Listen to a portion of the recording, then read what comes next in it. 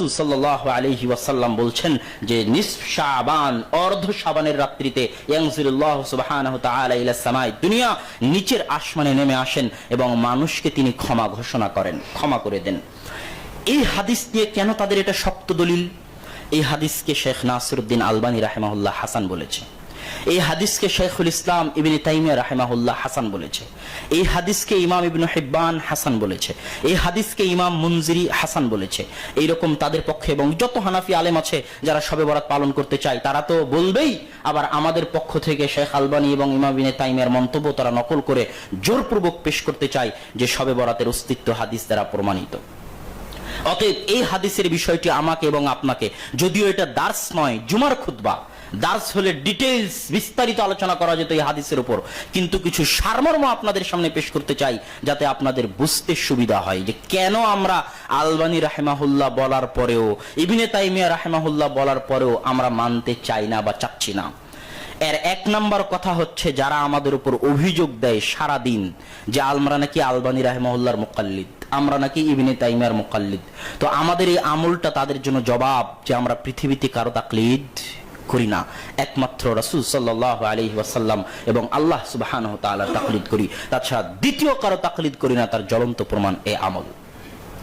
এবার একটা জিনিস মনে রাখেন, শবে বরাতের এই হাদিস একাই সহিহ, একাই হাসান তা কিন্তু নয়। এটা অনেকেই ভুল বুঝে। প্রথম ভুল ধারণা এই জায়গাতে, শবে বরাতের এই ফজিলত মর্মে যে আল্লাহ সুবহানাহু ওয়া তাআলা নিচের আসমানে নেমে আসেন এবং মানুষকে ক্ষমা করেন, এই ফজিলত মর্মে যত হাদিস এসেছে সব হাদিস জয়ীফ, যত হাদিস এসেছে সব হাদিস জয়ীফ। স্বয়ং নাসিরউদ্দিন আলবানী সব হাদিসকে জয়ীফ বলেছেন। যারাই তাহকিক করতে আসবে তারাই জয়ীফ বলবে, একাই কোনো হাদিস সহিহ নয়। তাহলে কাহিনী কি? কাহিনী হচ্ছে আলবানী রাহিমাহুল্লাহ এইরকম 7-8টা জয়ীফ হাদিসকে এক জায়গায় করে বলছেন যে এতগুলো জয়ীফ হাদিস একত্রিত হওয়াতে হাদিসটা হাসান। ইবনে তাইমিয়া রাহিমাহুল্লাহ বলছেন এতগুলো জয়ীফ হাদিস একত্রিত হওয়াতে হাদিসটা হাসান। এটা হচ্ছে কাহিনী। কেউ যদি মনে করে যে হাদিস একাই সহিহ তাহলে ভুল করবে। আপনাকে জানতে হবে হাদিসের 4টি প্রকার আছে।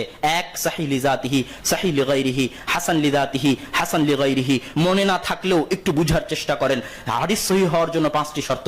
মা রাওয়াহু তাম্মুদ দাবতি আদলুন মুত্তাসিলুস সানাদি গায়র মুআল্লিন ওয়ালা শাযদিন। যে হাদিসকে ন্যায়পরায়ণ রাবী বর্ণনা করে, স্মৃতিশক্তিতে মজবুত রাবী বর্ণনা করে, ছাত্র শিক্ষক শুনেছে প্রমাণিত যে ছাত্রর নিকট থেকে শিক্ষক শুনেছে, শিক্ষক তার শিক্ষকের নিকট থেকে শুনেছে, কোনো বিচ্ছিন্নতা নাই। 4, হাদিস শায নয়, তার চাইতে বেশি সহিহ হাদিসের বিরোধী নয়। 5, হাদিসের মধ্যে কোনো গোপন ত্রুটি, গোপন ইল্লাত নাই। এই 5টি শর্ত পাওয়া গেলে হাদিস সহিহ লিদাতিহি। যদি 5টি শর্তের মধ্যে শুধু স্মৃতি শক্তিতে অল্প দুর্বলতা, সামান্য দুর্বলতা যেটা কাটিয়ে ওঠা যাবে, সেই হাদিসকে বলে হাসান লিদাতিহি। এবার হাসান লিদাতিহি হাদিস যখন বিভিন্ন সানাদ থেকে আসে, যেমন শবে বরাতের হাদিসটা 7-8টা জায়গা থেকে আসার কারণে আলবানী রাহিমাহুল্লাহ বলতেছে এটা হাসান লিগাইরিহি। এরকম হাসান লিদাতিহি হাদিস যদি বিভিন্ন সানাদ থেকে আসে তাহলে এটাকে বলে সহিহ লিগাইরিহি। আর এবার যে হাদিসের মধ্যে দুর্বলতা আছে কিন্তু হালকা দুর্বলতা, সেই হাদিস যখন বিভিন্ন সানাদ থেকে আসে সেই হাদিসকে বলে হাসান লিগাইরিহি। এটা হচ্ছে সহিহের সর্বনিম্ন স্তর। হাসান লিগাইরিহি হাদিস দুর্বল কিন্তু বিভিন্ন সানাদ থেকে আসার কারণে কেউ কেউ হাসান বলে। আর উসুলে হাদিসের জগতে সবচেয়ে কঠিন আলোচনা, সবচেয়ে ভয়াবহ আলোচনা, সবচেয়ে ভয়ঙ্কর আলোচনা হচ্ছে এটা।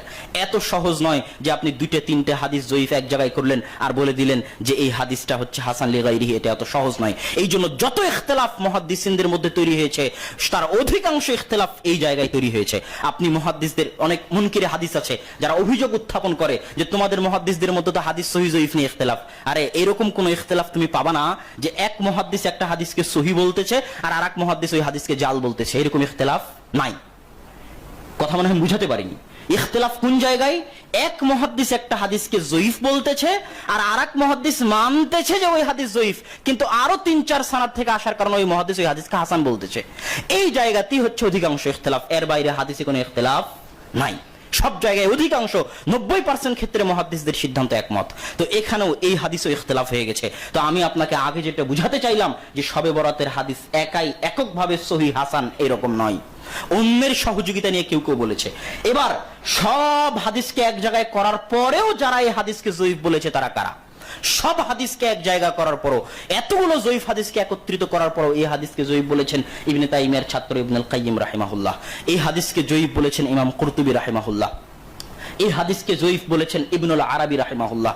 এই হাদিসকে মুতাকাদ্দিমিন যত মুহাদ্দিস গেছেন তাদের কারো পক্ষ থেকে এই হাদিসকে হাসান বা সহিহ মন্তব্য পাওয়া যায় না। এমনকি আলবানী রাহিমাহুল্লাহর সমকালীন যারা আছেন, ইবনে বাজ রাহিমাহুল্লাহ, ইবনে উসাইমিন রাহিমাহুল্লাহ, এমনকি আলবানী রাহিমাহুল্লাহর ছাত্র যারা আছেন তারাও এই হাদিসকে জয়ীফ বলেছেন সব সানাদকে একত্রিত করার পরেও। শুধু তাই নয়, বর্তমান ভারত, পাকিস্তান, বাংলাদেশে হানাফিদের বিখ্যাত আলেম যেহেতু আমাদের মন্তব্য পেশ করে, তো আমরাও একটু তাদের মন্তব্য পেশ করি।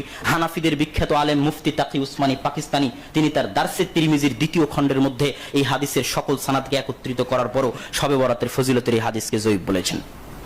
সম্মানিত উপস্থিতি, এবার আমরা বললাম যে ডিটেইলস আলোচনা করা যাবে না, কিন্তু সারমর্ম বলি যে এই হাদিসকে আমরা কেন দুর্বল বলে গণ্য করি। এই হাদিসকে দুর্বল বলে গণ্য করার কয়েকটি কারণ আছে, সেই কারণগুলো আপনাদের সামনে পেশ করি। সূক্ষ্ম কারণ, 1 নাম্বার সূক্ষ্ম কারণ, এই হাদিসের যত সানাদ আছে সব সানাদ কোথাও না কোথাও গিয়ে মাকহুল রাহিমাহুল্লাহর নিকটে গিয়ে মিলিত হয়। যখনই আপনি শাহেদ যে এই হাদিস বিভিন্ন সাহাবী থেকে এসেছে, শবে বরাতের হাদিস আয়েশা রাদিয়াল্লাহু তাআলা আনহা থেকে এসেছে, শবে বরাতের হাদিস উসামা বিন যায়েদ থেকে এসেছে, অমুকের নিকট থেকে এসেছে, তো এগুলোকে আপনি বলতেছেন এই হাদিসটা মজবুত করতেছে এতগুলো সানাদ থেকে আসার কারণে। কিন্তু আমি বলবো একটা সূক্ষ্ম জিনিস আপনার চোখ এড়িয়ে গেছে, সেটা কি? এত সাহাবী থেকে আসলেও সানাদ নিচে এসে একজনের নিকটেই কোনো না কোনো ভাবে মিলিত হচ্ছে, তিনি হচ্ছেন মাকহুল রাহিমাহুল্লাহ। এবার ইবনে রাজব হাম্বলী রাহিমাহুল্লাহ তার লাতাইফুল মাআরিফ এই বইয়ের মধ্যে একটা সূক্ষ্ম কথা বলে গেছেন, অতি সূক্ষ্ম কথা, যে মাকহুল রাহিমাহুল্লাহ এই হাদিসটা অধিকাংশ সময় মুরসালান বর্ণনা করতেন, মাঝখানে কাউকে উল্লেখ করতেন না, ডাইরেক্ট বলতেন ক্বালা রাসূলুল্লাহ সাল্লাল্লাহু আলাইহি ওয়াসাল্লাম। আর ওই মাঝখানের ব্যক্তিটা ছিল কাব আল আহবার, একজন ইহুদি পণ্ডিত, যিনি পরবর্তীতে মুসলিম হয়েছিলেন, এবং অনেক সানাদে সেটা স্পষ্ট হয়েছে যে মাকহুল রাহিমাহুল্লাহ এই হাদিসটা কাব আল আহবার থেকে শুনেছে, এবং কাব আল আহবার ইসরাইলি রিওয়ায়াতের মধ্যে থেকে এটা বর্ণনা করত যে ইসরাইলি রিওয়ায়াতে শবে বরাতের ফজিলতে এই আছে, সেখান থেকে মাকহুল রাহিমাহুল্লাহ নিতেন এবং বলতেন। কিন্তু এই সূক্ষ্ম বিষয়টা অনেকের চোখ এড়িয়ে গেছে। এটা 1 নাম্বার সূক্ষ্ম বিষয়, যেটা ইবনে রাজব হাম্বলী রাহিমাহুল্লাহ তার লাতাইফুল মাআরিফের মধ্যে উল্লেখ করেছেন। 2, এই হাদিসের যতভাবে হাদিস বর্ণিত হয়েছে সব মাতানের মধ্যে, মাতান মানে মূল টেক্সট, সানাদ শেষ হওয়ার পর যেখান থেকে আল্লাহ রাসূলের কথা শুরু হয়, ওই টেক্সটের মধ্যে ইখতিলাফ আছে, ইজতিরাব। কোথাও বলতেছে, কোন হাদিসে বলতেছে আল্লাহ সুবহানাহু ওয়া তাআলা শেষ আসমানে নেমে এসে ক্ষমা করে দিবেন, কোনো শর্ত নাই, শর্ত ছাড়াই। আর এক হাদিসে বলতেছে আল্লাহ সুবহানাহু ওয়া তাআলা ক্ষমা করে দিবেন, শর্ত আছে। কি শর্ত? তাকে মুশরিক হওয়া যাবে না এবং তাকে মুশাহিন, হিংসা বিদ্বেষ রাখা যাবে না অন্য মুসলিম ভাইয়ের প্রতি। এই 2টা শর্ত আছে। আবার আরেক সানাদে এই 2 শর্তের জায়গায় অন্য শর্ত আছে, কি? কাতিলু নাফসিন, আত্মহত্যাকারী হওয়া হবে না। তো শর্তের মধ্যে ইখতিলাফ আছে। আরেক হাদিসে কোনো শর্তই নাই, সরাসরি ডাইরেক্ট ক্ষমার কথাও নাই। কি আছে? আল্লাহ সুবহানাহু ওয়া তাআলা নিচের আসমানে নেমে এসে বলেন হাল মিন মুস্তাগফির ইস্তাগফিরুনি, আছে কি কোনো ক্ষমা প্রার্থনাকারী যে আমার নিকটে ক্ষমা চাইবে? আছে কি কোনো সাহায্য প্রার্থনাকারী যে আমার নিকটে সাহায্য চাইবে? এখানে ক্ষমারও ঘোষণা নাই, শর্তও নাই। যদি এতটুকুই হয় তাহলে আল্লাহ সুবহানাহু ওয়া তাআলা প্রত্যেক দিন শেষ রাতের অংশে নিচের আসমানে নেমে এসে এই ডাক দেন। অতএব শবে বরাতের আলাদা কোনো ফজিলত তখন বাকি থাকে না। এটা প্রতিদিনের ব্যাপার। আল্লাহ সুবহানাহু ওয়া তাআলা প্রতিদিন নিচের আসমানে নেমে এসে এই আহ্বান করেন শেষ রাতে যে হাল মিন মুস্তাগফির ইস্তাগফিরুনি, আছে কি কোনো ক্ষমা প্রার্থনাকারী আমার নিকটে ক্ষমা চাইবে? যদি এতটুকু হয় তাহলে শবে বরাতের আলাদা কোনো ফজিলত বাকি থাকে না। 3 নাম্বার সূক্ষ্ম বিষয় হচ্ছে যে ইসলামী শরীয়তের যদি আমি ইহাতা করি, ইসলামী শরীয়তকে যদি চোখের সামনে নিয়ে আসি, পুরো ইসলামী শরীয়তকে, তাহলে ইসলামী শরীয়তকে চোখের সামনে আনলে আমি দেখতে পাবো যে ইসলামী শরীয়তের একটা সিস্টেম, একটা নিয়ম হচ্ছে যখনই কোনো ফজিলত দিয়েছে তখনই ফজিলতের সাথে আমল দিয়েছে, যখনই কোনো ফজিলত দিয়েছে তখন ফজিলতের সাথে আমল দিয়েছে।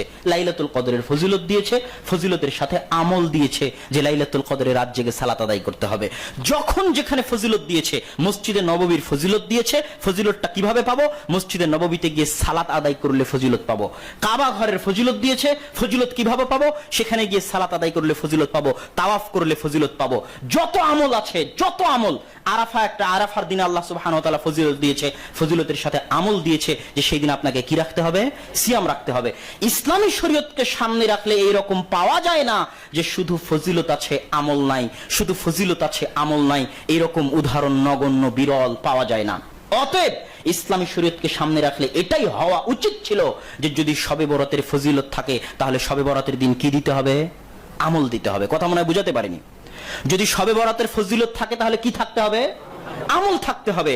কিন্তু শবে বরাতের দিন আমলের ব্যাপারে সহিহ হাদিস তো বহু দূরের কথা, একটা জয়ীফ হাদিসও নাই যে শবে বরাতের দিন সালাত আদায় করো, শবে বরাতের দিন সিয়াম রাখো, শবে বরাতের দিন কবর জিয়ারত করো, শবে বরাতের দিন রুহুরা ফিরে আসে, শবে বরাতের দিন হালুয়া রুটি বানাও। শবে বরাতের দিনের ফজিলতের হাদিস নিয়ে তো আমি আলোচনা করলাম, কিন্তু ফজিলত যদি মেনেই নেই তাহলে আমলের ব্যাপারে সহিহ হাদিস দূরে থাকা একটা জয়ীফ হাদিসও নাই। তখন তুমি বলবা, এখানে আরো একটা কথা বলেনি যে তাহলে ক্ষমা করবে, যে শবে বরাতের দিন আল্লাহ সুবহানাহু ওয়া তাআলা নিচের আসমানে নেমে আসবেন এবং ক্ষমা করে দিবেন, এতটুকুই হাদিস।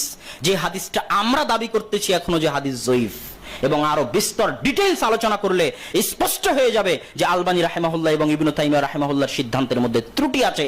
এটাই সঠিক সিদ্ধান্ত যে হাদিসের মধ্যে ইল্লাত আছে, এই হাদিসের মধ্যে ইজতিরাব আছে, এই হাদিস জয়ীফ, দুর্বল। সানাদগুলো গভীরভাবে বিশ্লেষণ করলে সেটা ধরা পড়ে, কিন্তু জুমার খুতবায় ওইভাবে ডিটেইলস বলা সম্ভব নয়। কোনোদিন যদি দাস হয় তাহলে সেখানে স্পষ্টভাবে পেশ করার চেষ্টা করবো ইনশাআল্লাহ।